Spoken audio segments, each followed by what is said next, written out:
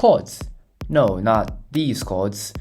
These chords. Yeah, okay, they may look very abstract, but they're the chords in my indie game Chess X Chords, and this video is here to explain them because I did a very bad job explaining them in previous videos/shorts. Alright, here's a quick rundown of how chords work in the game. You have a deck builder, and you have 12 chords to choose from.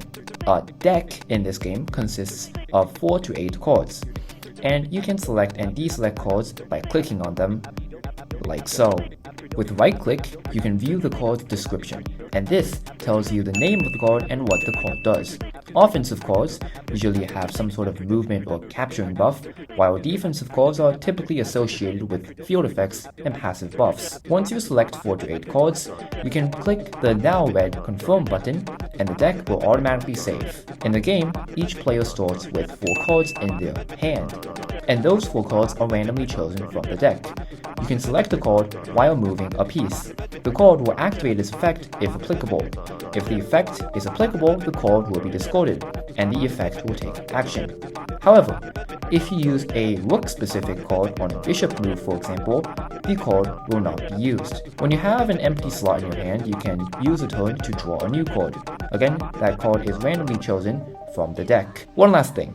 You see these blue CXC chords on the opponent's hand? These chords obscure the opponent's defensive chords in their hand, so you can only see what offensive chords they have.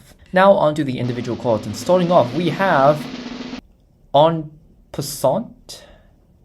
So you know how Passant can take a piece in this specific formation? If this pawn had moved 2 spaces the turn prior, this pawn can capture it like so. Well, that has now been removed. In turn is the Passant chord, and it basically states if 2 pawns are next to each other, they can capture like that as well. Next chord, Inheritance. This chord is pretty simple. For 1 turn, the queen can move like the knight. That's it. Once the turn ends, the chord is discarded and the queen is back to normal. The next chord is Reckless Charge.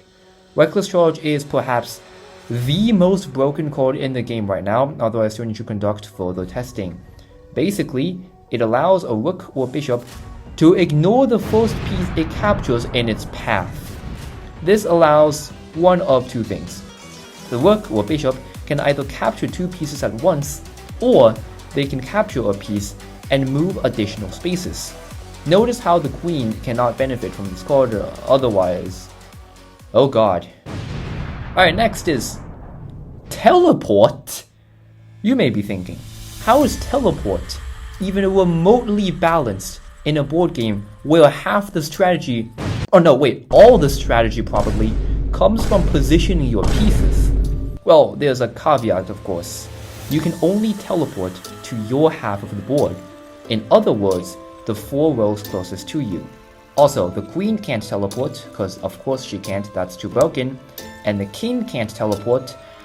And I hope I don't have to explain why the king can't teleport. Now, a more balanced chord, Reincarnation.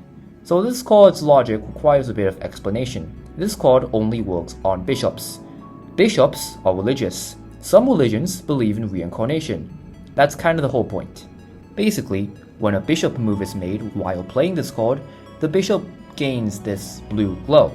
When it is captured, a pawn is spawned in that column as close as possible to the player's side of the board.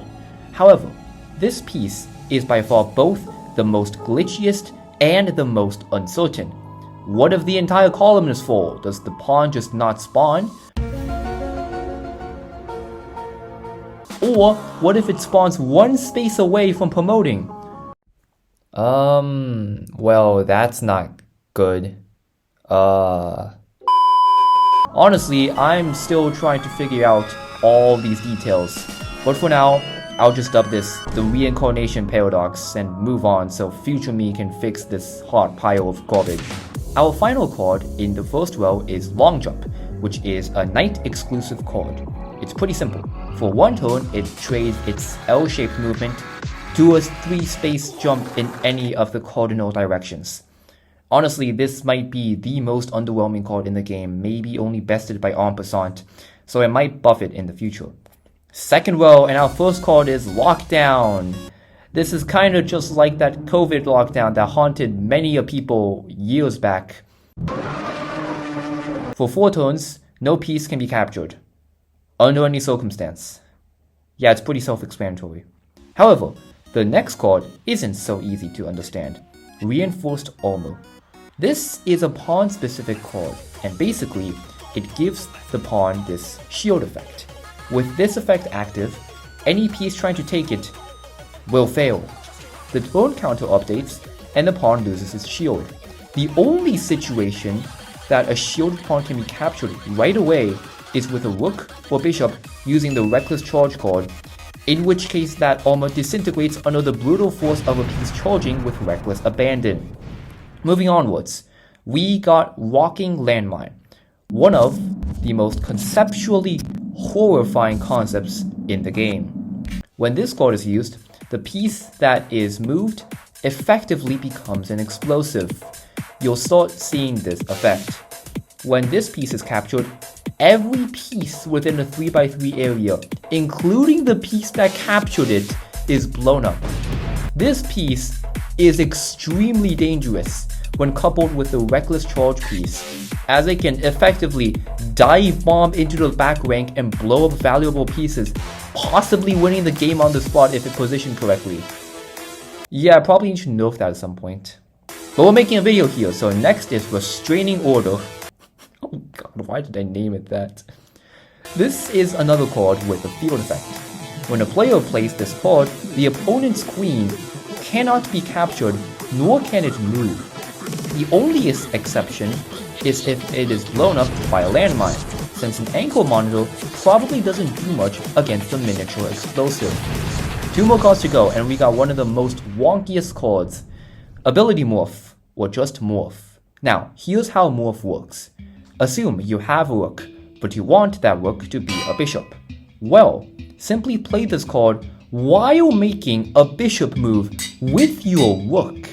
Now, your rook will transform, and for 4 turns, it will be a bishop. Notice how it looks different from other bishops. That's to differentiate itself from normal bishops. If you want to morph a bishop into a rook, you do the same, but just play a rook move with the bishop. This is probably too confusing, is it? Unfortunately, this last one is also quite confusing, and it's literally called Turret. Turret turns a rook into, well, a turret. A turret has the same offensive capabilities as a rook, so it can see in the 4 cardinal directions. However, when a turret takes a piece, it doesn't move. Instead, the turret fires and captures the opposing piece while the turret does not move. This, like many other temporary effects, lasts 4 turns.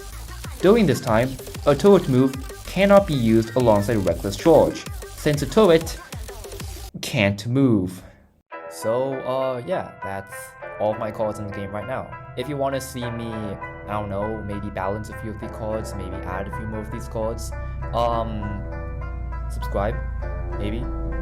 You'll get a banana for some reason. I have one right here. Yeah, okay, bye.